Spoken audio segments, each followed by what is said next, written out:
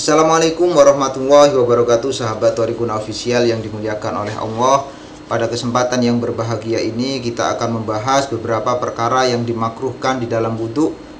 Jadi di dalam wudhu itu ada beberapa hal yang dimakruhkan. Yang pertama itu adalah boros di dalam menggunakan air dan terlalu sedikit di dalam menggunakan air. Maka dalam hal ini Islam menganjurkan kita di dalam menggunakan air itu ya sedang-sedang saja, secukupnya saja, jangan sampai kita terlalu berlebihan dan jangan sampai juga kita terlalu mengirit di dalam menggunakan air ketika air itu ada.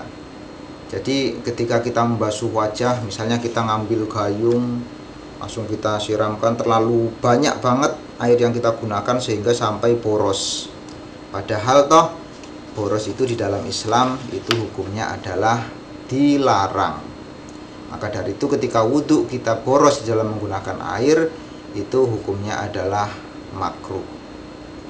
Kemudian perkara yang dimakruhkan di dalam wudhu yang nomor 2, yaitu mendahulukan basuhan yang kiri daripada basuhan yang kanan. Jadi dalam wudhu itu kalau kesunahannya kita membasuh yang sebelah kanan dulu, kemudian kita membasuh yang sebelah kiri.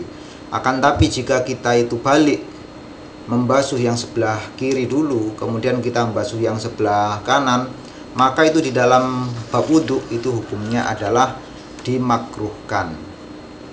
Selanjutnya, perkara yang dimakruhkan dalam wudhu adalah mengusap anggota wudhu itu dengan handuk. Nah, misal ini kita habis wudhu, otomatis kan di wajah kita basah, kemudian tangan kita itu basah juga, di rambut kepala kita ini juga ada yang basah, lalu kita usap dengan handuk tempat anggota wudhu ini yang basah, itu hukumnya adalah makruh. Akan tapi kemakruhan ini jika orang tersebut tidak ada uzur. Artinya jika orang itu sakit, misalnya lagi sakit meriang atau lagi sakit demam, sehingga kalau lama-lama kena air dan basah itu sakitnya akan tambah parah dan dia akan menggigil kedinginan, maka dari itu boleh hukumnya langsung dilap pakai handuk supaya tidak tambah sakit parahnya. Dan itu hukumnya tidak makruh karena ada uzur, sedang sakit atau sedang berhalangan. Jadi kemakruhan ini adalah bagi orang yang sehat-sehat saja, tidak ada halangan suatu apapun, tiba-tiba mengusap anggota wudhunya tersebut setelah wudhu menggunakan handuk, itu hukumnya adalah makruh. Akan tapi jika sakit, maka hukum kemakruhan itu tidak berlaku. Jadi Islam itu sangat mudah sekali, sangat bertoleransi. Ketika ada orang sakit, ya sudah, maka kemakruhan itu tidak apa-apa. Jadi ada uzur itu dimakfu atau dimaafkan. Yang keempat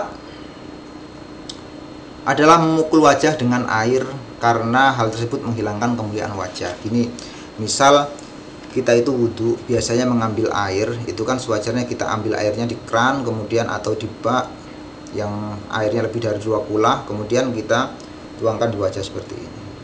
Nah, ini sewajarnya saja. Akan tapi jika kita ngambil air, kemudian kita, seperti ini, kita seakan-akan memukul wajah dengan air, itu hukumnya di dalam Islam adalah dimakruhkan. Kemudian selanjutnya yang dimakruhkan di dalam wudhu adalah menambah jumlah basuhan lebih dari 3 kali.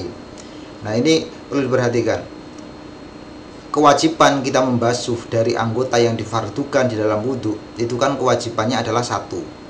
Akan tapi kesunahannya adalah dibasuh 3 kali. Dan kita ingin membasuh 4 kali, 5 kali, atau bahkan lebih dari itu bukannya kita semakin mendapat kesunahan yang banyak, itu hukumnya adalah tambah makruh. Jadi membasuh lebih dari 3 kali itu hukumnya adalah makruh di dalam wudhu. Kemudian yang selanjutnya yang dimakruhkan di dalam wudhu adalah meminta pertolongan kepada orang lain untuk membasuhkan anggota badan kita.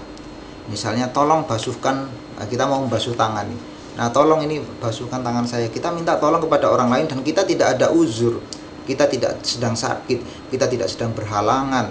Tiba-tiba kita orangnya sehat, normal, biasa, minta dibasuhin orang lain, kemudian wajahnya ini minta ditolong orang lain yang membasuhkannya, itu hukumnya adalah dimakruhkan di dalam bab wudhu, karena hal ini merupakan salah satu bentuk takabur atau sombong. Nah, jadi dalam hal ibadah itu sangat dilarang kita itu mempunyai sifat takabur, sifat sombong. Nah, ini dapat menghilangkan kesan peribadatan kita kepada Allah Subhanahu wa taala. Oleh karena itu di dalam bab wudhu, kita membasuh anggota wudhu tersebut kok minta pertolongan orang lain dalam keadaan kita tidak ada uzur, itu hukumnya adalah makruh.